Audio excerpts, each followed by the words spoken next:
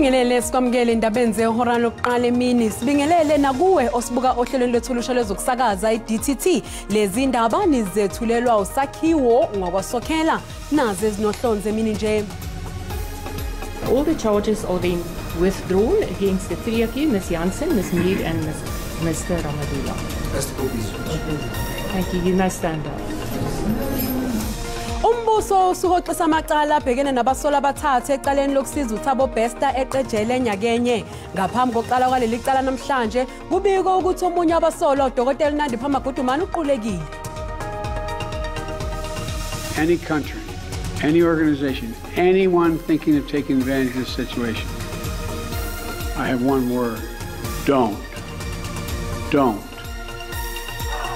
Umengameli wezwe laseMelika uJoe Biden udalula ukuthi sekushone abantu baseMelika abayi14 kwela kwaIsrael bebulawa yiqembu elihlomile lezempilo lasePalestine iHamas leli yazwe kelikhathazekile nangezakhamuzi zalo ezithunjiwe.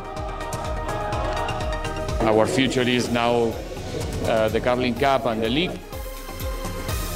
iPremier Soccer League isikushayela ihlombe kwethula komqhudelwano omusha womkhumula jersey ozoqala kuyona lesizini iCarling Black Label Knockout.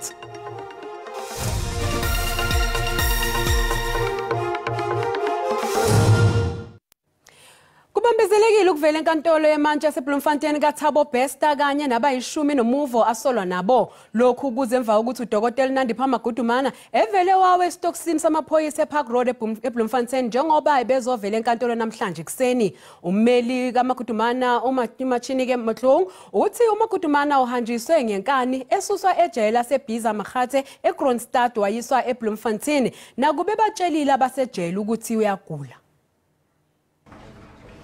Abameli bakaMagudumane basola umbuso ngokuthatha uMagudumane ngenkani esitokisini sakhe wagoqwa ngengubo emva kokucela ukuvela enkantolo esebenzisa uhlelo lobuchwepheshe besimanje. Kepha abanye abanindeka kuleli cala okubalwa kubo noyise kaMagudumane kanye noThabo Bester abavelile enkantolo. This is State versus Noi Motswara and 11 others. Your Worship, the accused are all correct in the correct sequence in present. Accused number 4, however, is not at the moment here in court, and we will deal with her matter at a later stage. Ummeli kaThabo Bester uYan Lopsa utshele inkantolo ukuthi uzosebenzisana noadvocate Moshololo ekumeleni uBester. Umbuso ke ube usuhoxisa amacala abasolwa abathathu okunguNatasha Jansen, uThabang Mier kanye noMoeketsi Ramalula nokwenza isibalo sabasolwa babe yisishagalolunye kanye noBester.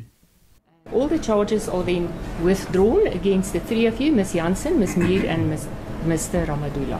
Umbiko usihle Dlamini wezindaba zeSABC.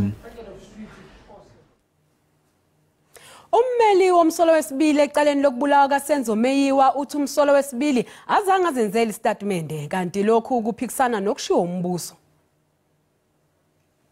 Izolo enkantolo ephakeme yasePitoli kuvela ukuthi awekho amasambulo libofuza abasolwa atholakala endaweni yesigameko sokubulawa kukaMeyiwa.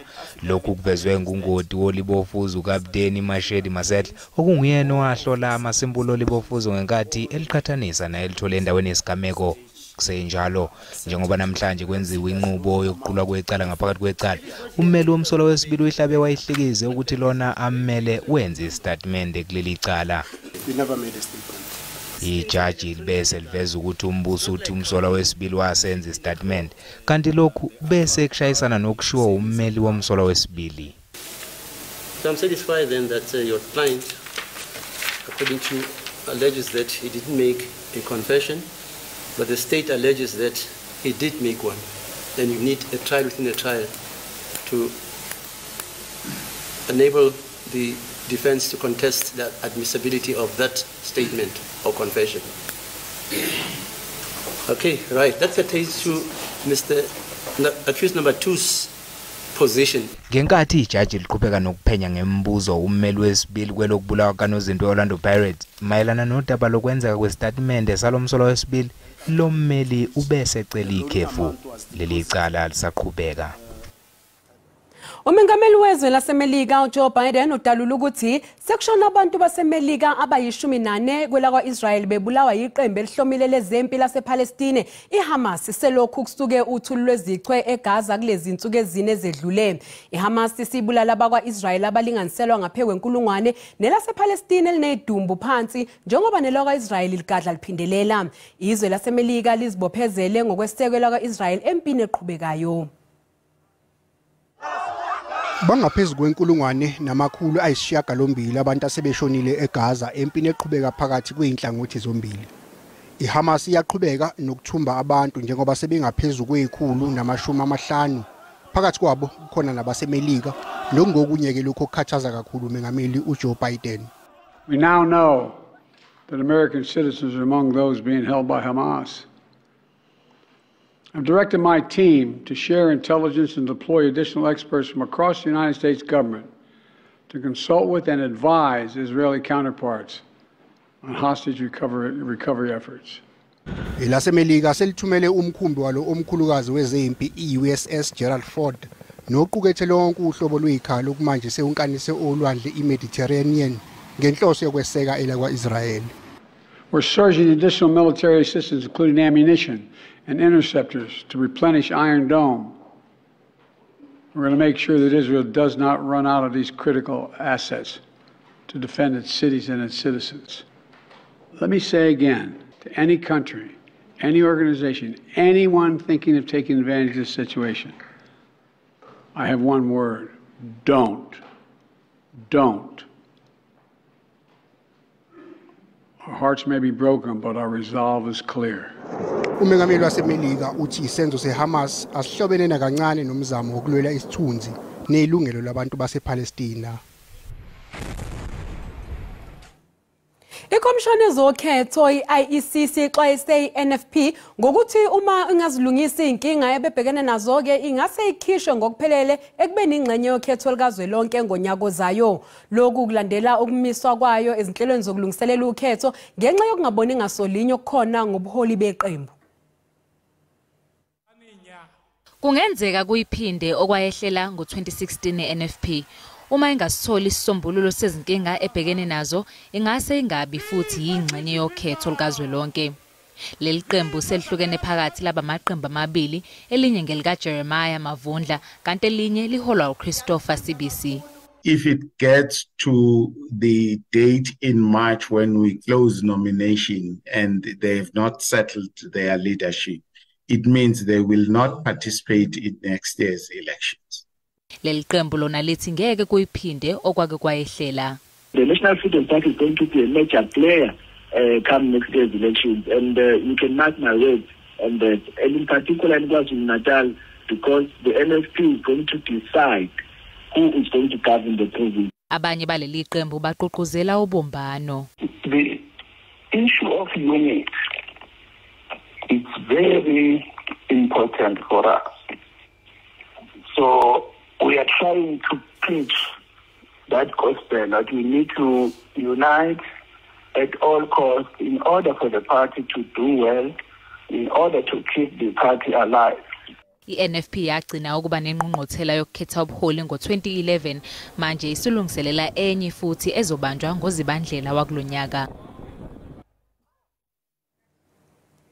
Osukwini lokugcina lenqunquthela Interfaith of South Africa ebanjelwe eBoksburg ekuruleni usihlalo weTIFSA umbishop Malusi Mpumlwane ethula inkulumo uthe uqhekeko liyaqhubeka ukuvimbela elakuleli ukuba lifinyelele emgomeni ofanayo. Umbishop Mpumlwane ethula inkulumo uthe phakathi kwezinye zezinto abazidingidile isimo sezwe kanye nokuhlanganiswa kwezomnotho ize zingeke zenzeke ngaphandle kokuzibophezela. I assert this morning that the issues we have discussed here this week of a capable state and economic inclusion are not possible without a commitment to the psychology of South Africa as a national state with one South Africanness and the values we all uphold as the center of our identity, for which we shall advocate and socialize. Uzokwenzeka ngoNtulikazi wango2021 kusangaguqulwa kodwa konke kuleli kubantu bakuleli. The horrific episode of July 2021 that shocked many South Africans into denial. This is not us. This is not South African. The reality was that this was us. This was the ugly South Africa that we had become. It still is our identity, as not much has changed in the factors that occasioned that episode. Yet it can be changed if we put our minds to it and embrace a different sense of self and infuse positive public values and societal accountability. Uthi kunokukhathazeka ngezigameko zodlame olubhekiswe kwabesifazane nezingane.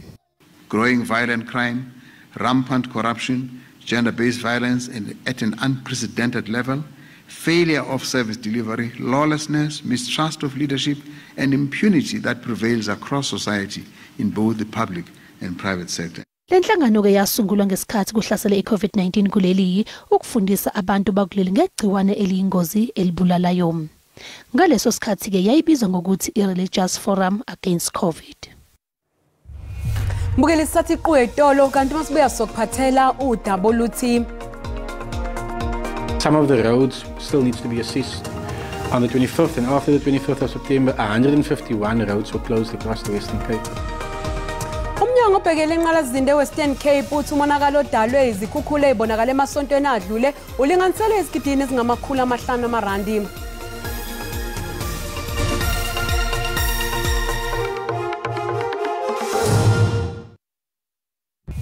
Mbukeli sikubingelele sikwamukela uma ngabe usanda ngena odabeni oluhambe phambili besibike ukuthi umbuso usuhoxisa amacala abhekene nabasola abathathu ecaleni lokusiza uThabo Bester eqejele nyakenye ngaphambi kokuqala kwaleli cala namhlanje kubikwa ukuthi omunye wabasola uDokotela Nandipha Magudumane uqulekile. Mbukela sikhumbuza ukuthi lezi ndaba zikhona na ku YouTube kanjalo na ku SABC Plus ngena kuzo uzigcine ngamagama athi SABC izindaba na kanjani uzosithola.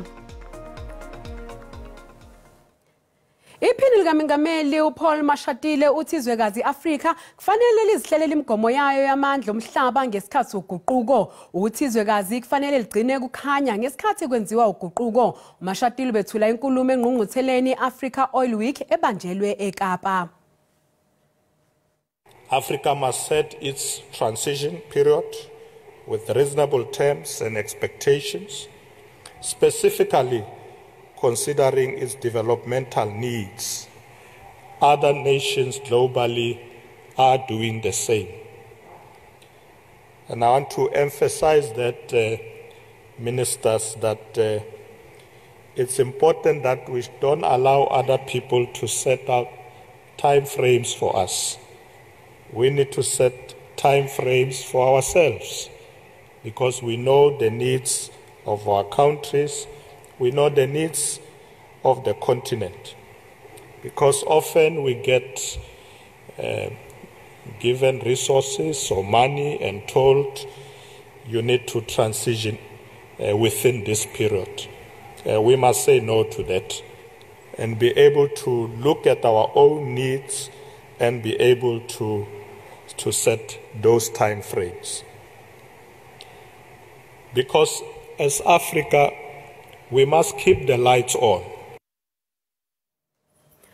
Umnyango onqalasizinda esifundazweni sase-Western Cape uthi umonakalo odalwe izikhukhula ezibonakala emasontweni adlule ulinganisele izigidini ezingama500 amarandi. Kwangekho ophumayo nongenayo edolobheni imigrega ngenxa yezikhukhula kwanti kwakuvaleke nemigwaqo ezindaweni ezifana neFrenschhoek, Caledon kanye neHermanus. Amathimba ahlukene enqalasizinda athe ichithisaka esifundazweni sonke ukuhlola umonakalo ebese eyawulungisa. Sekunxenxe umphakathi ukuthi ube nesineke. Some of the roads still needs to be assessed. On the 25th and after the 25th of September, 151 roads were closed across the Western Cape, our provincial network. As we sit here today, the technical report, the briefing I got this morning, we're now down to 31. So, I mean, the team have done a lot. And I think what the residents will appreciate and your viewers is the bulk of this work is being done by our own roads teams. It's not the private sector, it's not us tendering it out.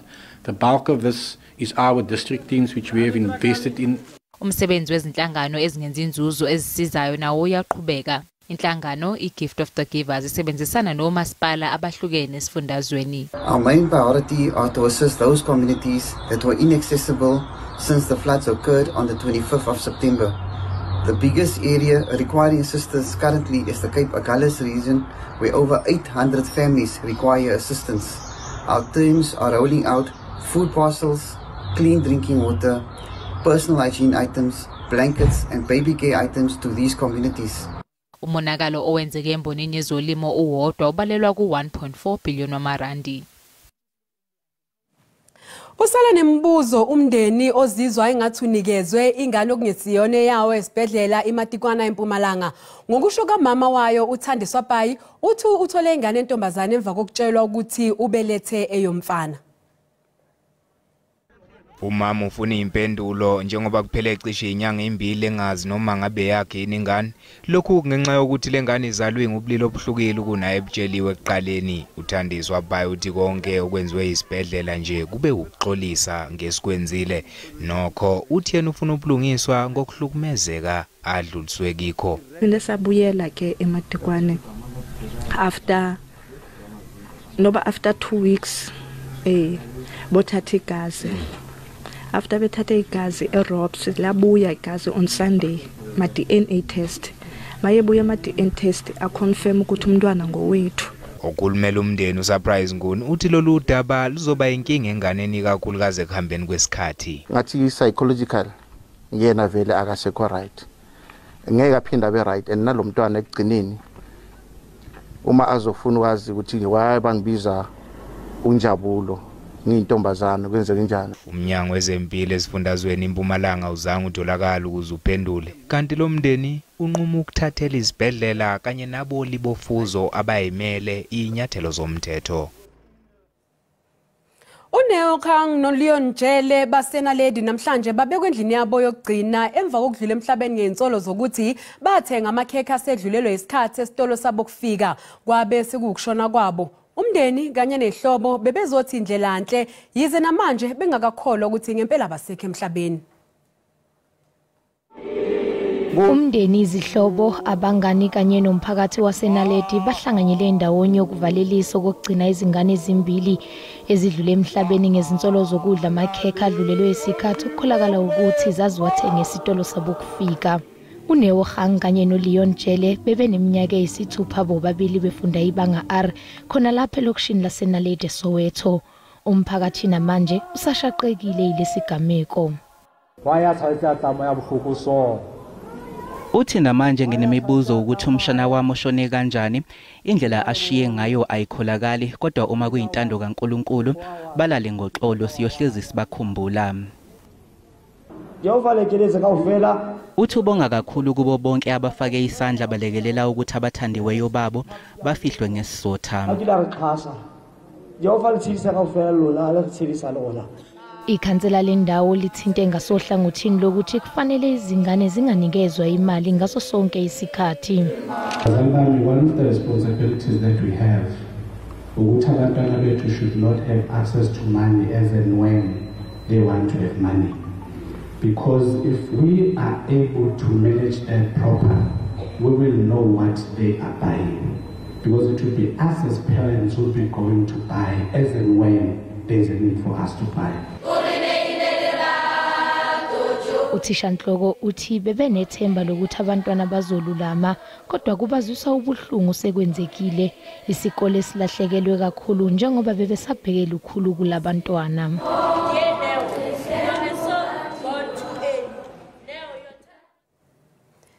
Babuyele esikoleni abafundi base Hendrick Kanise Combined School eAlisdale Eastern Cape. Lesikole kusolwa ukuthi ke asikukhuthaza ukufunda nokufundisa kanti nezakhiwo zakulesi sikole azikho esimene esihle selokusakhiwa ngo1969 noma kunjalo abafundi abafunda kulesi sikole bangaphekwa amakhulu amahlanu.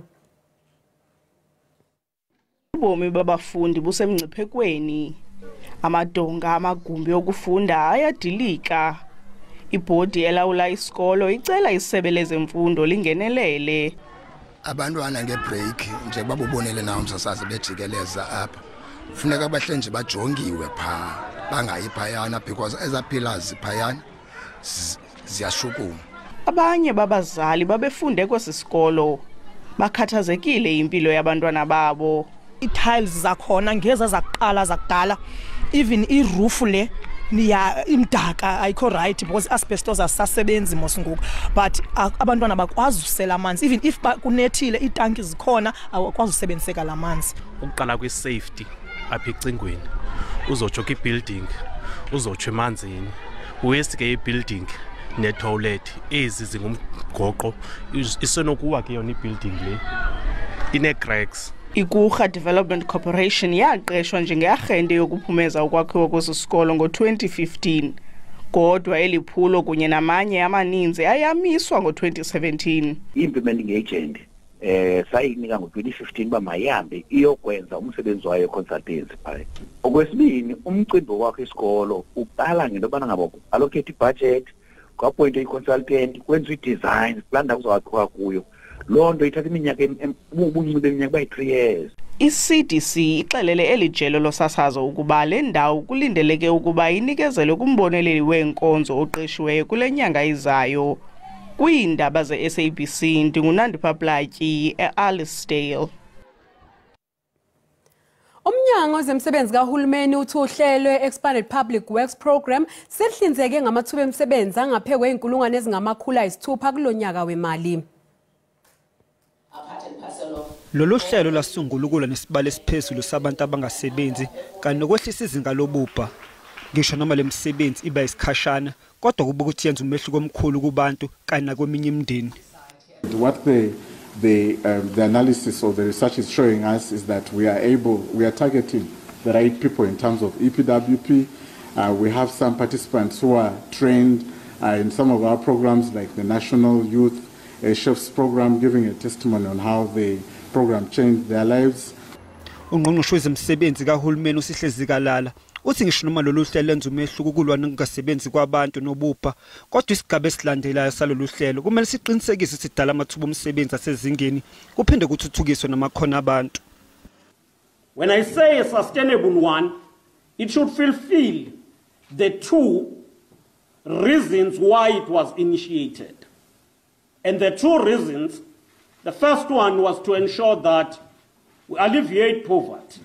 And the second one, we ensure that we provide some skills or opportunities for beneficiaries to be self-sustainable. uZikalala unxusa izikhulu zikahulumeni esisebenza ngaphansi kwalolu hlelo kuzile usabalise ngokuzikhandla nokuzimisela ukuze kuleyo namazinga phezulu ongasebenzi kwabantu ezweni.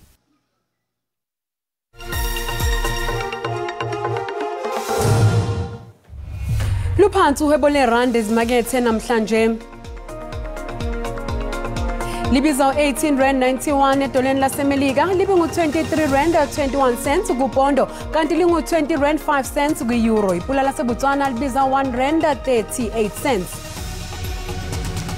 Inkomba yezabelo iphansi eJSE. Igolide libiza $1,869 i-ounce, iplatinum yona ibiza $888 i-ounce, oil ongahluziwe ubiza $87.83 umphongolo.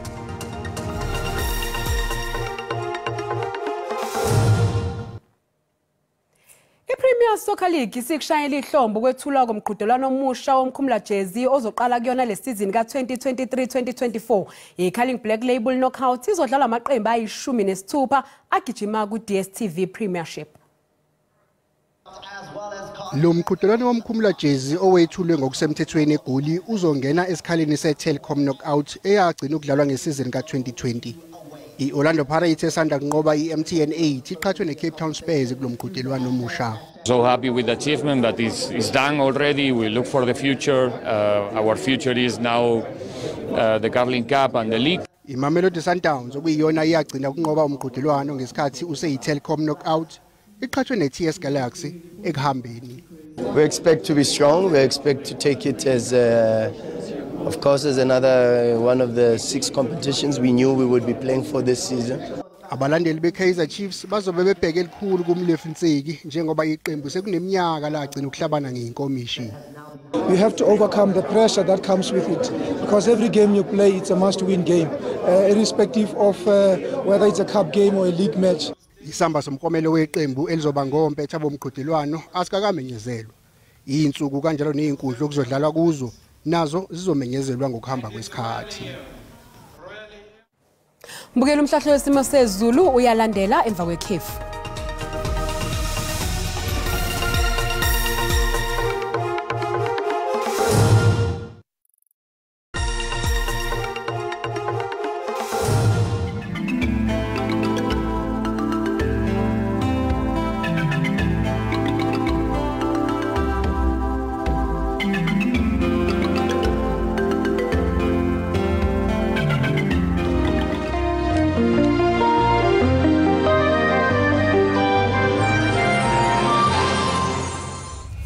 Mbukeli sisibeka lapho ke indaba zehora lokuqala emini siyabuya futhi ngehora lesikhombisa sobe sagiya ngalo lukaMageba yakosokhela lenkosazana uManzuza umshazi kanishada kaMaqhoboza kuze bekuzayo sale kahle.